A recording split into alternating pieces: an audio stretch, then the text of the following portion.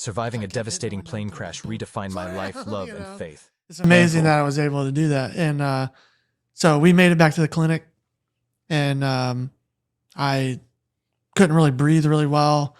And so I remembered my wife's name, number, all the information, kept telling them how much tell them I love them, tell my son, he just had turned 1. And I just was so sad to be, leaving him. And I thought I was going to die. I was on the brink. So the next most important thing to me was reconfirming and making sure that, the God I was serving was going to take me into heaven, hopefully. So that was my plea, and just talking to God. And what were your thoughts in the moments? Were there any specific scriptures or prayers that came to mind? And I don't mean to just say that lightly. I mean, for the average person to understand what you just described is not really.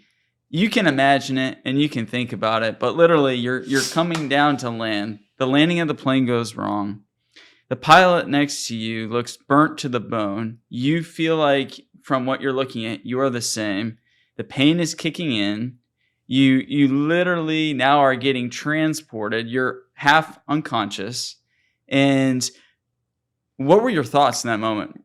I mean, what were there specific scriptures or prayers that came in mind? Because I'm telling you, if I was in your shoes, I don't even know where I would begin. Nobody does. You can't prepare for that. You really can't.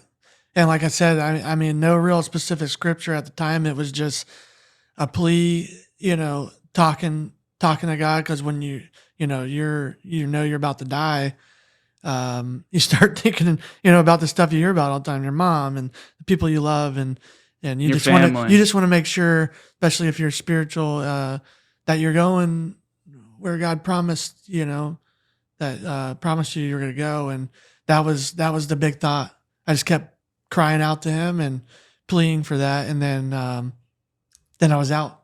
Wow. And then, so here you are, you're on your way. Truck picks you up in Guatemala. You're with Luke and you're driving. Your next moment was what that you remember? My next moment, I woke up 2 months later in Dallas, Texas at Parkland. Burn unit, one of the best.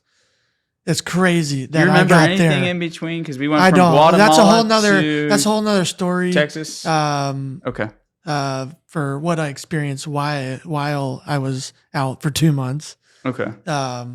We won't go into all that crazy stuff, but yeah. So I woke up not abruptly. It was just I was on a lot of medication, obviously induced coma. You're in a medically induced coma. Yeah, for almost Dallas, 2 Texas. months. Yeah. Wow.